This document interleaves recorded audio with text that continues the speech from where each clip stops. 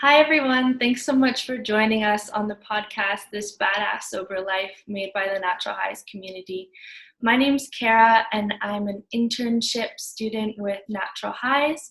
My pronouns are she, her, hers, and I'll be interviewing Tess today. Thanks so much for joining me. Thanks, Kara. It's awesome to be joining you today. I'm really excited for this conversation. I use she, her, hers pronouns. I am in Colorado and I teach for the Natural Highs community. Awesome. Great. So I'll give a little background on myself first, and then we'll jump into interviewing Tess. I grew up in Canada in a couple of places until I was 10 in southern Canada, just south of Toronto on Long Point National Wildlife Area, and then I moved to Iqaluit, Nunavut, which is in Canada's Eastern Arctic, and grew up there through my adolescence. While growing up there, I struggled with mental health and substance abuse myself, and Natural Highs was the first place where I actually had the support to kind of look at these patterns and move towards a sober life, which has been super empowering for myself.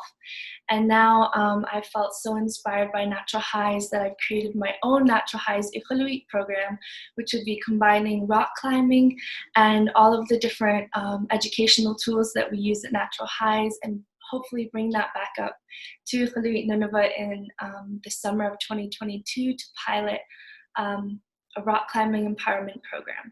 So I'm really excited about that. And Tess has actually been a huge mentor for me in the development of this project. And we'll get into that a bit later, but I'm just so honored to dive into this interview with her. So a little info background about Tess. Tess Eckert is a dancer, teacher, performer, and expressive arts practitioner, using movement and other creative art forms for community building, healing, and transformative programs for youth empowerment and social justice. Eckert is a descendant of German, Swedish, and U.S. First Nations ancestors. Having recently returned to her birthplace of Boulder after living the last 7 years in Australia, central to Tess's collaboration is an investigation of how to create a sense of belonging and connection to our inner and outer worlds, with the aim of opening up possibilities for healthier ways of being, relating, and acting. She currently teaches for Natural Highs in Boulder and is the pilot site coordinator for people starting Natural Highs around the globe. Thank you so much for being here once again. Let's dive into my first little question, which is actually kind of going back to how you first got involved with Natural Highs. I know you were one of the first students to work with Avani, and I'm just, I would love to hear about your beginning interaction with Natural Highs. Awesome. Yeah, thank you, Kara. Before diving there, and so lovely to hear about where you come from and get a sense of what the landscape is like there. And just to acknowledge that today we're doing this podcast and this call, both of us. I think you're in Boulder and I'm up in Netherland, but on the traditional homelands of the Arapaho, the Cheyenne, and the Mountain Ute. So yeah, just to pay our respect and really honor the opportunities that have been carved and the relationships, the long lasting relationships that exist in this place prior to settlement, and then all of the ways that we relate to this place now. So yeah, I grew up, I was born and raised in Boulder, and it was a mixed experience. I feel, on the one hand, I feel incredibly blessed and super, super privileged to have grown up in Boulder. On the other hand, it's totally a bubble and a very specific kind of subculture. And within that subculture, as well as there being so many rich alternative offerings around health and spirituality, there's also like a shadow side of that, and the drug culture is very strong, right? So so as a teenager, like, drugs were, well, at any age actually, like, there's just such a drug culture in Boulder, and I was junior. So when I first came to Natural Highs, I was a junior in high school. That was like the year before marijuana got legalized in Colorado.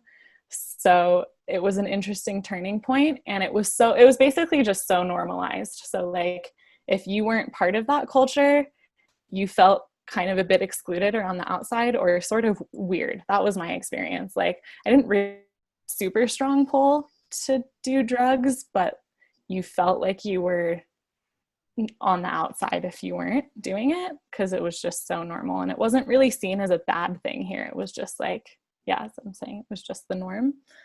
So I was and I was a teenager, and so I was curious about like, you know, being in altered states of consciousness and like really challenging my reality. And is this all there is? There's got to be something more. So I was looking for that, and Natural Highs really offered that at a time when I was experimenting with drug highs. Natural Highs came in and like really acknowledged that underlying need of this desire to be part of something larger than myself and tap into other states. But it offered alternative routes to getting there, which was huge. Like that it didn't deny that root need, but gave me other ways of getting there. So yeah, I feel really, really lucky to have had that opportunity. I think it's really, really unique. And then we created a whole community out of it, and it just kind of kept expanding and expanding. And you know, it starts out as an 8-week program at New Vista High School where we went, and when the 8 weeks was finished, we were like, no, we need this to keep going. If we're going to sustain this, we need it to keep going. So all kinds of things got formed out of that. An action group, we got grants, we started running Friday night sober events for the broader Boulder community. So it just kind of planted the seed, and then the seed just blossomed in more ways than I could have ever imagined. That's amazing. I wish I could have been a fly on the wall and just wondering what that was like. Were you the first ever workshop at New Vista? I don't believe so. I'd had some friends do it before me, and that's how I heard about it. And a couple of friends of mine had done it previously and were like, Tess, it's really awesome. Like it might sound kind of lame, but it's the real deal. I was like, okay, I'll check it out. That's awesome. Yeah. What do you think was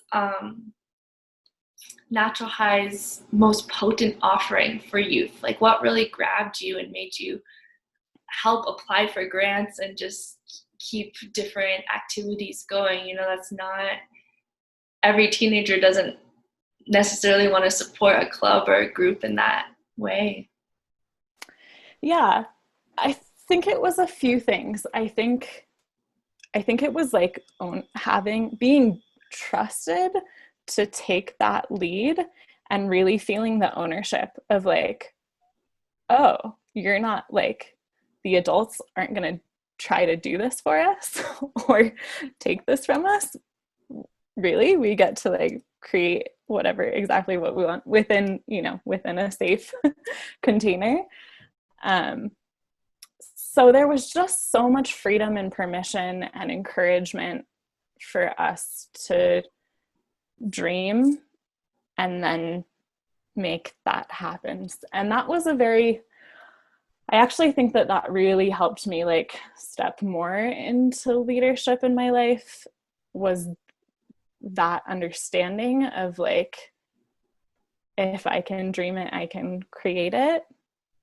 And because there can be a lot of doubt around that, like, oh, I'll never find the money for this, or my community won't support me. And it may look differently in different communities, right? Of course, Boulder is quite affluent, but even so, what we were doing was different to the norm, and in some people's views, quite radical, to trust risky young people to do their own thing. So I think it was that. I think it was like having the ownership, and then also like this community piece, and really having a lot of peer support, a lot of just this really non-judgmental space to be safe together, and to explore and express whatever we needed to without feeling like filtered or worrying about getting in trouble. Yeah, and then we had a lot of fun, like it was just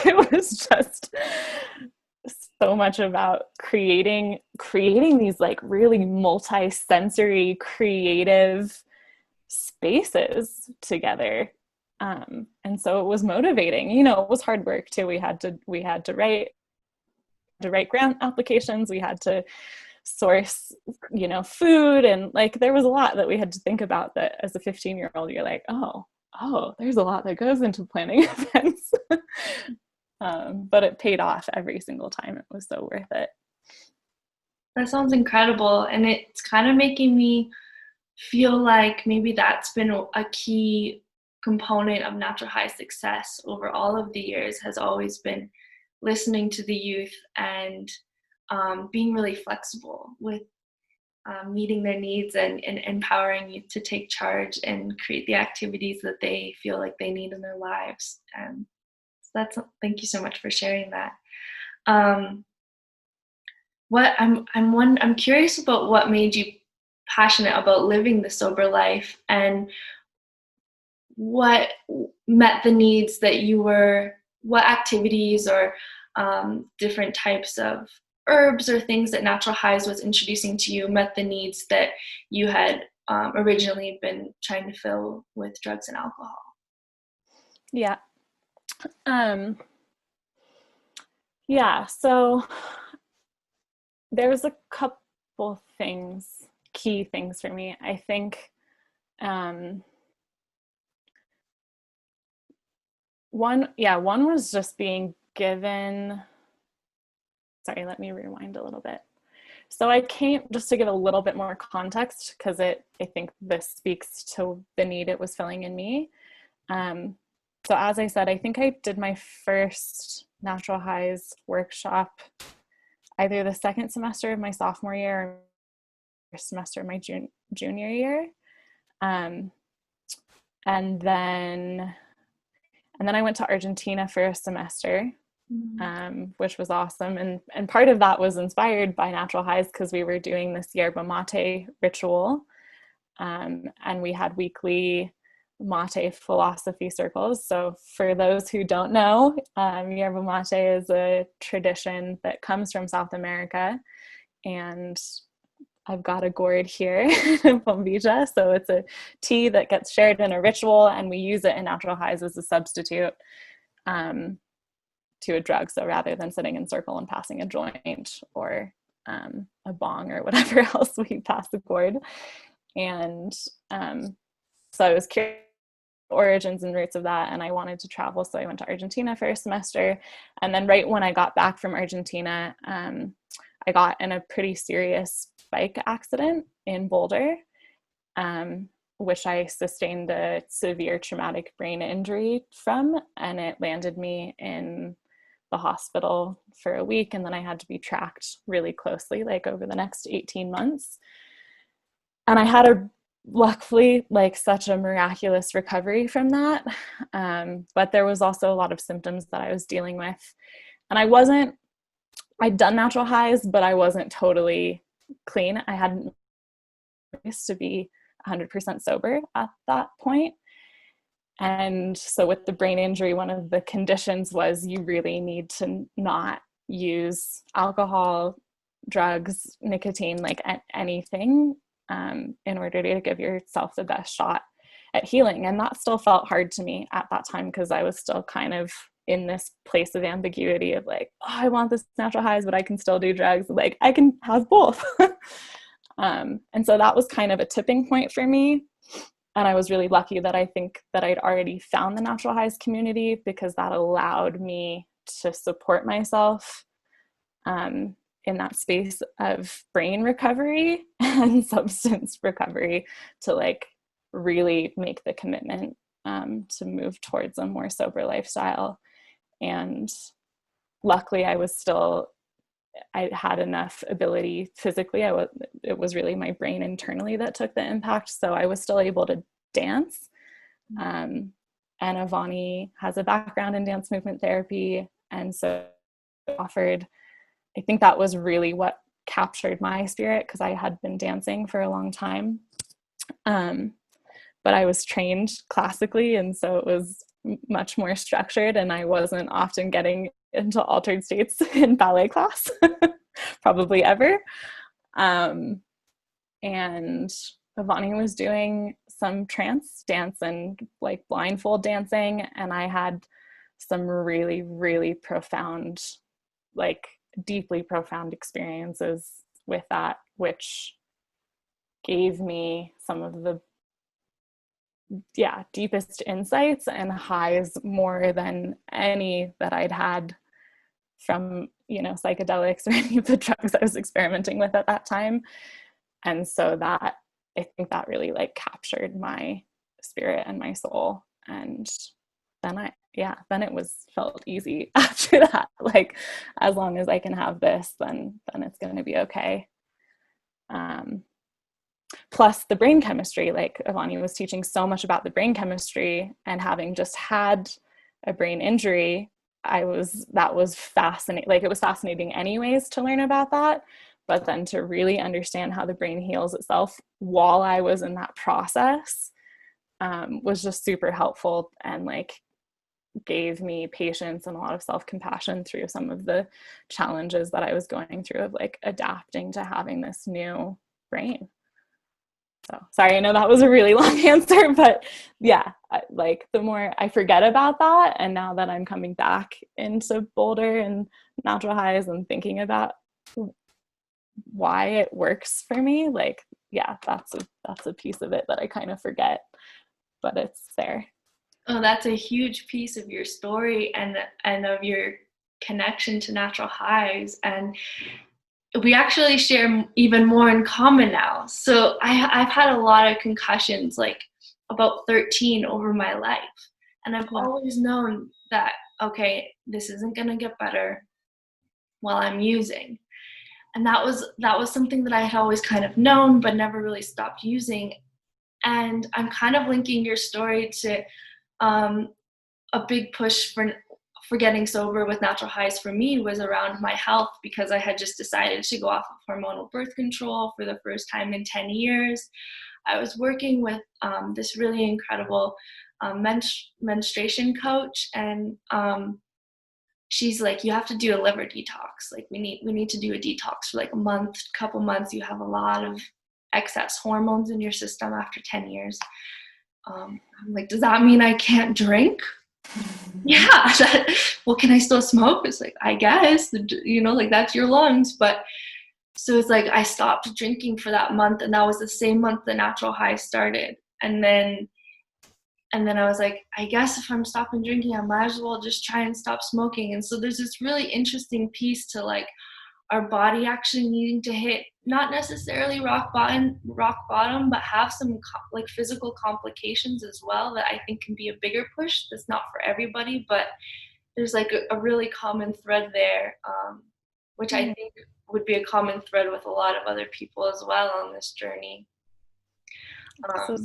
Wow, that's so fascinating to hear. Yeah. Thanks so much for sharing that. I feel like we just got such a great little insight into your experience in youth, and I'm wondering if we could jump into moving away from Boulder and your experiences abroad, and eventually piloting the program in Australia. Sure. Yeah, so I guess one thing kind of led to the next. So natural highs also introduced me to this beautiful other community in Boulder that's called Golden Bridge, and another mentor of mine called Melissa Michaels, who does a lot of rites of movement-based, rites of passage work. It's based in Boulder, but she works with people from literally every single continent and like every walk of life. So I was also really fortunate. Avani introduced me to that community, and then that like just blew my mind, and I was like, wow, there's so much outside of this Boulder bubble for me to experience. So I applied to a college that that allowed me to live and study and travel in 3 different countries. It was a degree in global studies, and so that took me first to Costa Rica for a year, and then to India for 6 months, and then from India to Australia. And I ended up falling in love in Australia, which is what then took me back there. And I ended up there for the last 7 years. So yeah, and I would kind of, like natural. So I ended up piloting natural highs in like, it was part of kind of my medicine kit, right? And I like carried it with me where I went, but it wasn't like this explicit thing of like, I'm gonna start natural highs in these places. It more so grew out of a need in me, but also like responding to this gap, this like gaping gap that I felt in my college community and in the broader communities that I was stepping into, of like, there's so few alternatives to drug culture, and and that's the thing about natural highs, right? Is like, if the alternative is there and it's good and it's real, we will go, like, we will gravitate to that. I think we'll like trust and feel the health of that.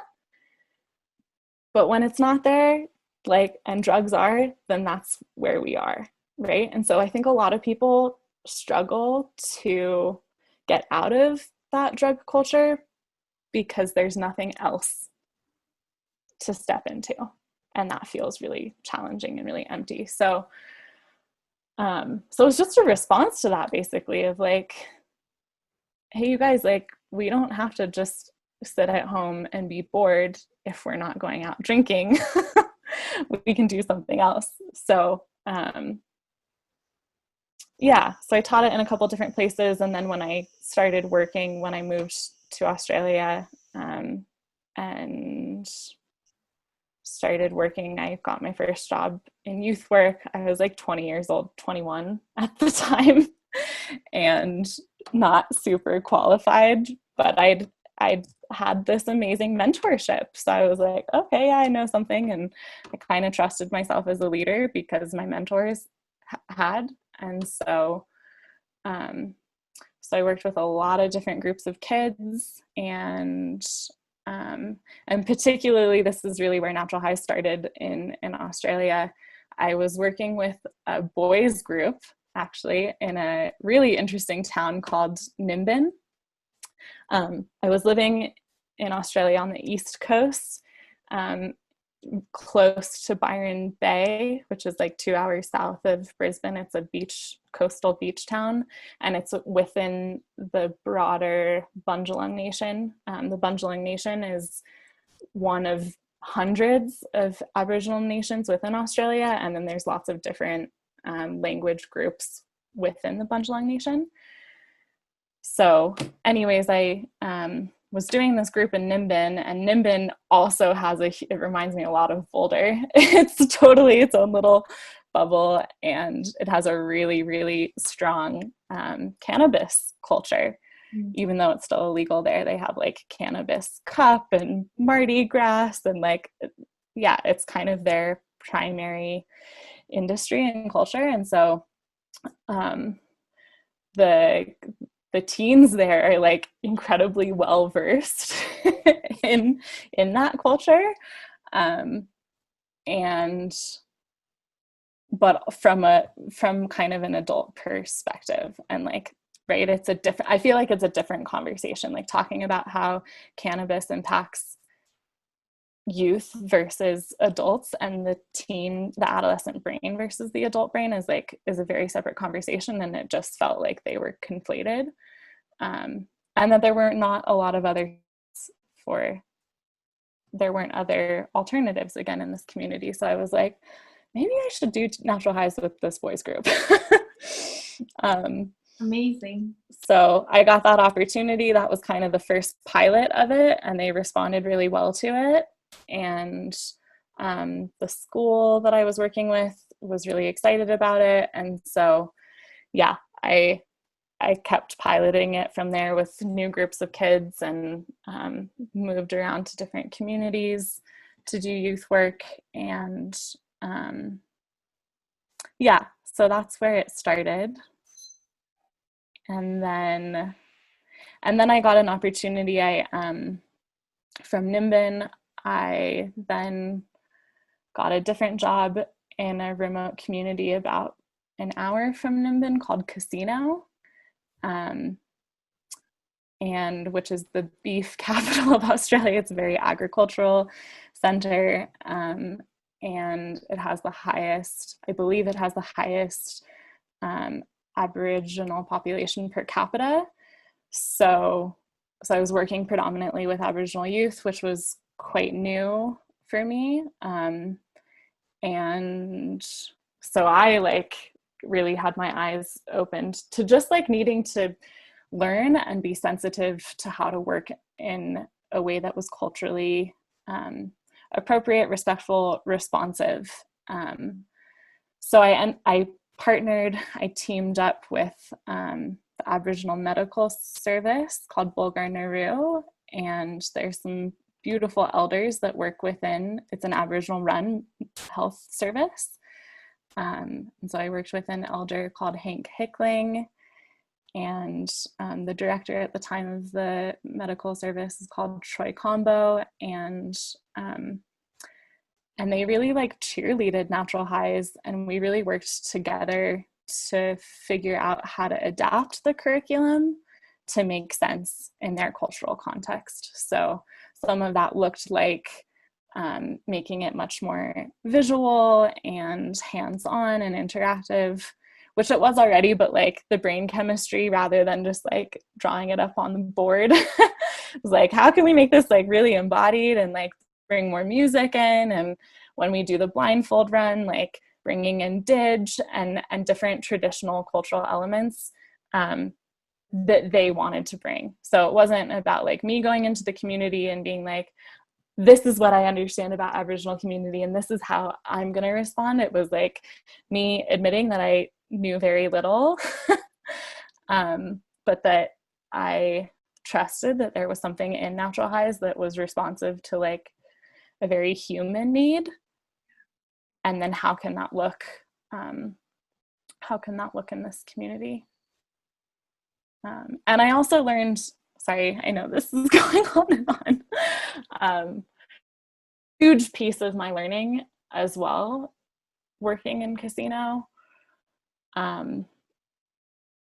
was that this thing called addiction wasn't something that existed really prior to colonization, settler colonialism in Australia. And I would venture to say that that was largely the case in many other nations, Canada, the US, that also were impacted by settler colonialism. The diet was much different, right? Colonization brought sugar, flour, tea. There's always been production of alcohol for a long, long time, but the abuse of it, I think, came with the trauma and the violence of colonization on the Indigenous community. So for me, that was huge to understand that as a really fundamental piece of what led to so much addiction in not only the Aboriginal community, but also the settler community, right? And I think on both sides, there's trauma of being the oppressor, of having committed that violence, and being a victim to, and also and then for those of us, myself included, who have mixed ancestry of both Indigenous and white, it's those two collide inside yourself. And then we're just trying to cope with that pain and that trauma, whether or not we realize we have it. and drugs and alcohol are a really convenient way to do that. And were introduced, right, as a way of like numbing. And as part of the colonial project, I think that introduction of all of these foods that led to diabetes and a whole range of health factors that put these communities at higher risks, like that was not an accident, you know, that was quite deliberate. And so,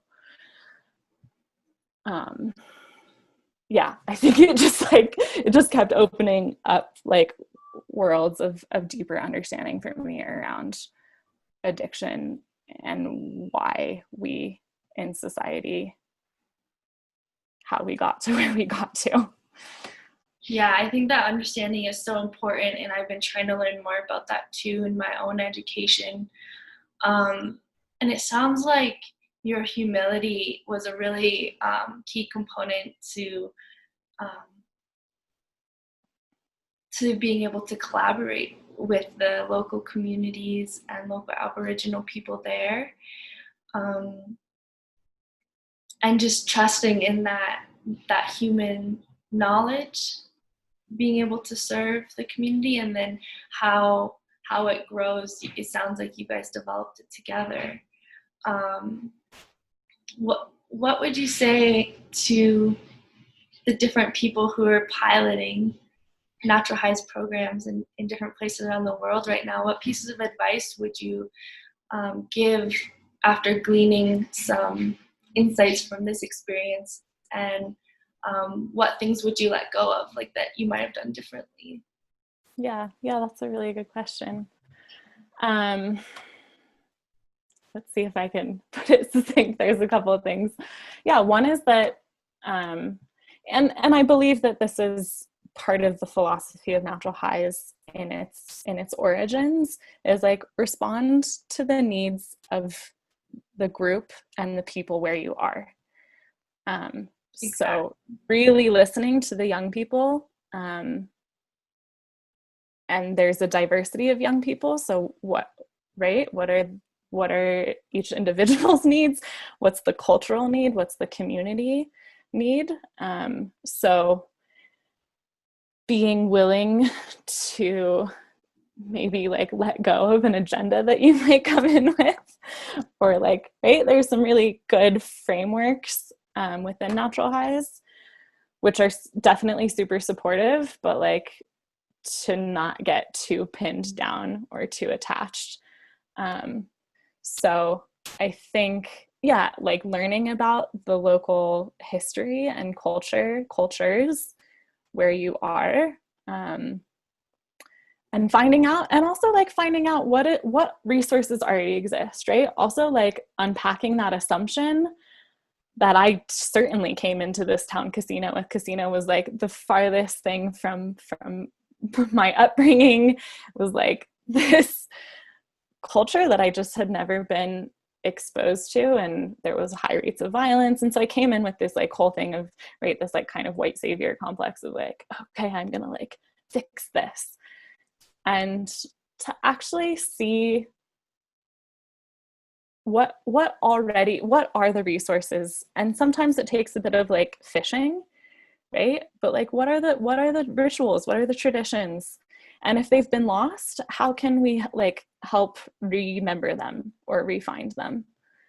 So I think it's just like having the curiosity to really ask people before jumping in. And what was the other piece I was going to say? Oh, also I did a lot of this, like there was no way I could have done this out of collaboration. And I had so many people help me. And right, I did this over 7 years and I piloted in a lot of different places. So I had a lot of different co-facilitators, which I was so blessed to have. Each one brought like a new flavor and a new insight. And also this wealth of experience of having worked in their communities a lot longer than I had. So I really relied on that experience and that knowledge. But also a lot of the time I was the only person like with trying to bring natural highs, and I struggled to find funding, and there was like a lot of translation that I had to do around like the languaging of it, and so that people understood where it was coming from. Like there just was a lot that went in. So I think what I want to say to people who feel a lot of enthusiasm to pilot this is don't do it by yourself, because that can lead to burnout very quickly. And yeah, collaborate with the community, collaborate with the youth. Like youth are so eager and hungry, in my experience, to be given responsibility and to do stuff. And so for me to like be willing to leverage that and be like, oh, I need help, and they're super ready and willing, is amazing. So just to like really share that, and that we create it, like we really create it together. Yeah, that's what I was hearing throughout your whole response to this question, was just community, and like also just thinking about how we call ourselves the Natural Highs community. And that's such a big piece of, I think, the success of Natural Highs here in the Boulder area. And it feels like when we make those connections with other people and collaborate, then there's just, I mean, this is obvious, but there's so much more vibrancy to the program, because then when you're collaborating with a few locals, they know someone who can come and be a guest teacher, and they know someone who can come and play an instrument, or it just keeps getting better and better. And I think I've been also stuck in that mindset sometimes of feeling a little bit alone while I'm trying to go like develop this to go to Canada, but I'm developing it in Boulder at the moment, and so there's this disconnect. But I'm just getting really excited for that collaboration, because I think it's all about community, and it seems like that's such a big piece of the youth coming back, is being given responsibility. Like even looking at this podcast, for example, we're doing such a unique thing by having different people interview every time, and putting it in the hands of peer mentors and youth and practicum students. Yeah. So yeah, thank you so much for that sharing. Absolutely. And sorry, I know I'm talking a lot, but can I just add one? It's so hard to summarize like 10 years into an hour. But I think also, like, yeah, you asked me what would I be willing to let go of? And I think it took me a long time to like to be willing to also see that natural highs can show up in many different ways and many different forms, right? So I think for a long time, I was attached to, this is how it looked in Boulder as this 8-week program, and I can adapt within that to suit the local environment. But actually sometimes it's more implicit. And maybe as an example, I can share like what really helped me realize this was a student I had in Casino, who was 13 at the time, and yeah, just was such a born leader in so many ways, and loved to dance. So I went with this young person to an Aboriginal leadership camp that I was invited to go along to run Natural Highs, and this student was gonna co-facilitate with me. And then, so I was really relying on him. And when it came to the time to run the Mate circle and the philosophy circle, simultaneously there was a breakdance class going on. And he came to me and he was like, so apologetic. He was like, Tess, I know that you're counting on me for this, and I really want to do it. But the thing is that like dancing is the natural high, right? And like, so I've learned so much about natural highs, and like, I'm keen to share that, but like, I actually just want to go do the natural high. Wow. This was like a beautiful And hopefully like, you know, hopefully they happen simultaneously. And that was also for me like, okay, how can I push myself to like make this so like I was doing hands-on stuff and it was creative, but I was like, okay, no, how can I really, really amp this up, the experiential side of it, so that kids are experiencing, like rather than just learning about other ways of doing it, they actually are getting it through their bodies. And that sometimes it's like in different, right? Like it can show up in different ways, and I don't have to call it natural highs. And actually, I had to let go of the title completely because that didn't work in the context. People were super skeptical. The word high was in it. Natural is like this really kind of vague word. And so people were not trusting that terminology. And so I actually changed the name with Ivani's permission to Creative Alternatives. And then that made a lot more sense in that particular context. And sometimes it was like, okay, maybe I just let go of needing to run natural highs this semester and I just run a dance class. Right. And then like, infuse the dance class with like a little bit of brain chemistry or like different things from natural highs. So, you know, we call ourselves like like I understood natural highs kind of as a drug education, drug prevention program, but actually what it really is like creative alternatives. And then we don't really like that is the education of just like being able to step into different things. So yeah, I think just trusting what is and being willing to let go of the form. That's beautiful. That's a really big piece of detachment, and it's almost like when you were able to do that, then it sounds like the program just blossomed even more into what you were hoping and what you could have never imagined. And that experiential piece is what gets people, is what gets like how your story of working with trance dance and different things like that. That's what motivates people to stick to this lifestyle. That's really cool. Thank you for all that sharing. I feel like there's so much knowledge in this little bit of time together. Yeah. Which is probably coming to a close. I could talk for hours and hours, and I know I would, but yeah, you go. Do you want to say something? No. Okay. Okay. I'm wondering what have been your favorite discoveries of living sober personally, and have you found more creativity or creative liberty through living a sober life personally? Yeah, 100%. And I would say that's been the biggest gift of it, is just like my creativity has blossomed. And it doesn't matter, like it's not to say that like living a sober lifestyle is not easy all the time. I think it's like it's hard work.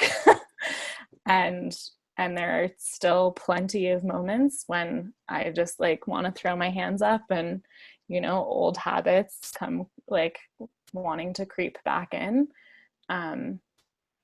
So it's not like this you know, I don't want to like romanticize it or say that it's been easy, but to be able to like channel those places, those like real gritty, grimy places of discomfort into creativity, whether that's dancing, whether that's painting, whether that's shaking, whether it's going for a walk, whether it's talking with someone, right? Like these are all the natural highs. Those have been the resources for me, and the practice. And we practice when things are easy, and we practice when things are hard. And I think that's really like the key for me. And then also like, yeah, choosing to be sober, I think just like has brought a lot of clarity of mind and of body. It just like helps clear a lot of the fog that I think I experienced before, which can actually be a huge block to creativity. And so like now as an artist, like, yeah, I mean, I still get blocked sometimes, but not to the same extent. And it's like, I know that I can work through it. So I don't feel like I get stuck when there's a little bit of fog or a little bit of self-doubt. So I think there's just like a huge key in that. And then there's so much insight inside the creativity that can tell us so much about ourselves and the world. That's huge. Thanks for sharing that. I think that it's been a short period of time for me of being sober, but it has been empowering in terms of being able to work through these hard emotions that are going to come up regardless of if I'm using substances or not. And then after kind of getting out of that space of the hard emotions, feeling like, wow, I did it. And I did it without substances. And I was able to do it with different types of tools to help me move through it. And I am capable. Things are within me. I don't always have to go to outside things to make me feel better. And I really appreciate you touching on it's like the hardness of it, like that we shouldn't romanticize it in every way. And I think community support is a really big key to moving through those hard spaces. And that's why it's so important, and why our community is really unique, I find, because it's just when people are feeling triggered or they want to go back to old patterns, or, you know, feeling like just that it's really hard, they're not met with like a historical like shame in different types of recovery programs of just don't do it. It's like the emotions are so valid, and there's intelligence behind those wants and cravings, and like, let's support that. And it's so beautiful. Yeah, no, I'm so grateful to you for saying that. It's like, how can we lean in? How can we lean in rather than, Melissa Michael says this all the time. How can you check in rather than check out? Right. And that and actually that like through those places of pain and discomfort is born some of the most beautiful, right? Like the tortured artist is it's like a stereotype, but like that's a real thing. And not to say that we have to like be tortured to create beauty, but like to be willing to see the beauty in it. And then, as you say, like to feel like we're not going through that alone.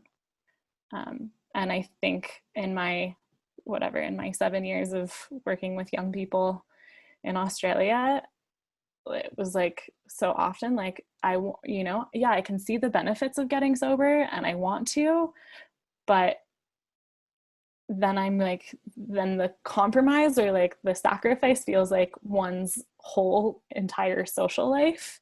Right. And it's like, what? Like, it's hard. It's like, God, it so should not be that way.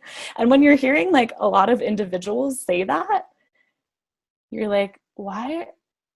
And I think that's a piece of it, is like the individualism of our culture. It's like, if everyone is saying that and everyone is wanting community, like, why is it so hard? Like, why don't we have it? Right. Like, I don't even know if I like need to, like, would we have a need for therapists and counselors? They play a beautiful role and I'm so grateful for them. But like, if we just supported each other communally, which is what we do in Natural Highs, and that pure support, then like there's so much intelligence there.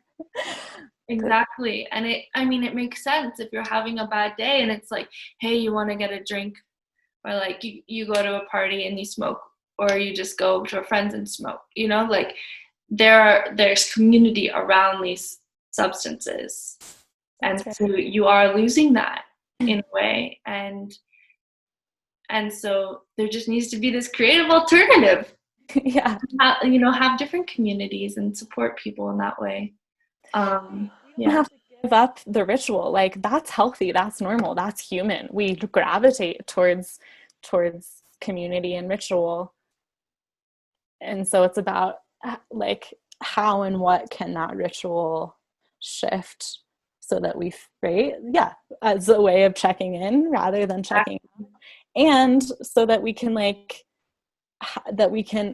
because I've had amazing, like, I'm not gonna lie, I've had amazing experiences like on psychedelics that are very enlightening, and that have allowed me to tap into other things or work through hard stuff.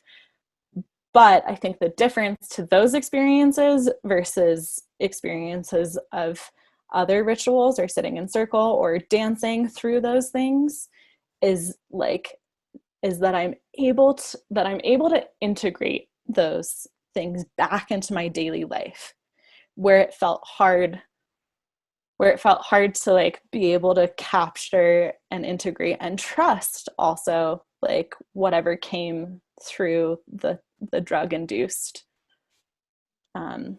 opening, like, or that I would maybe become reliant on needing to keep going back to that in order to be able to work through tough things. Like, I see the intelligence in that, and I think it's hard, to like integrate that wisdom and carry it through. Yeah, I think that integration is a huge piece.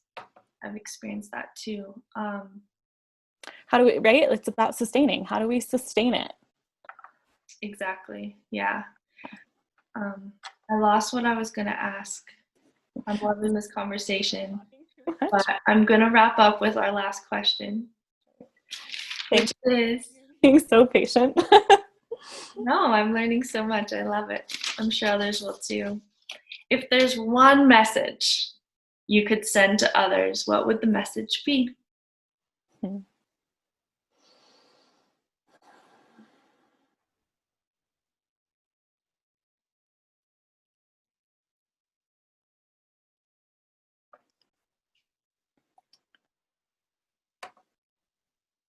So this is let me see if I can do this justice. There's two things. There's kind of two quotes I want to end on that I learned in Australia that sorry, hold on. I'm feeling nervous because I don't want to botch it or not honor it appropriately. But there's a concept called deity, which translates to deep listening. It's an Aboriginal term that was kind of conceptualized by a woman called Auntie Miriam, I believe, Ungar. And it's like deep listening is a practice of just like listening to like a deep spring within and without. And I really think this is like, I'm still learning and unpacking what that means for myself. But for me, this is like really at the root of being able to live a sober lifestyle and be in natural highs, is like to listen beneath all of the noise, to listen to the noise in order to get underneath it.